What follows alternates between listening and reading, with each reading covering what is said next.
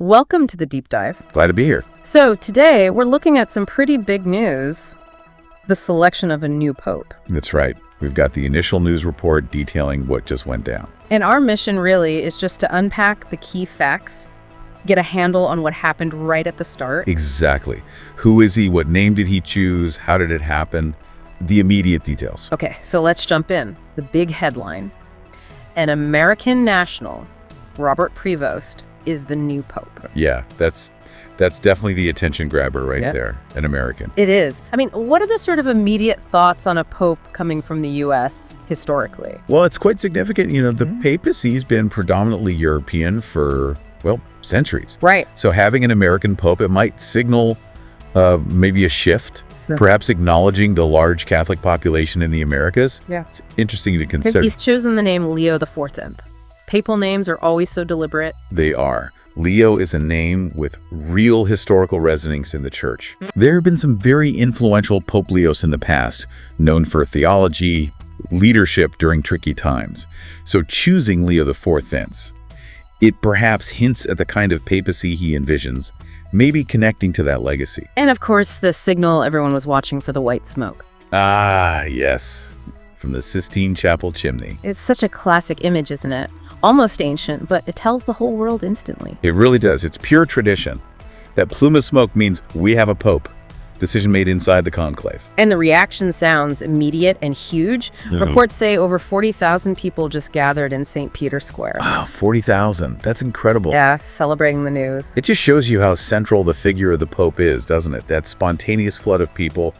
It reflects all the hope and expectation. Definitely. Okay, let's get into the process a bit.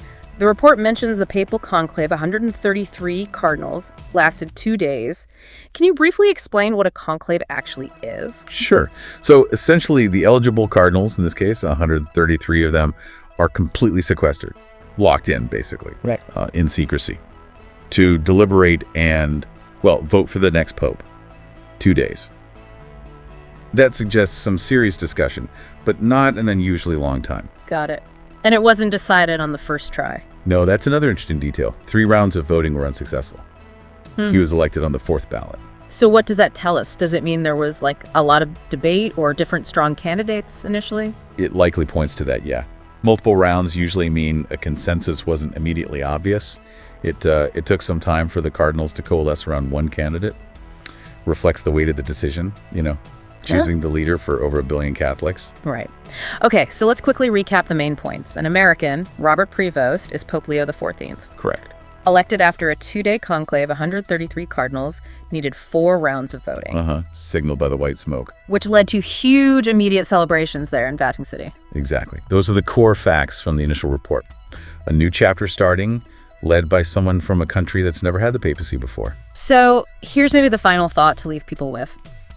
Considering this is a historical first, an American pope, what kind of broader shifts or maybe continuities could this signal for the church globally? That's the big question, isn't it? Yeah, what new priorities or maybe conversations might emerge now with Leo XIV?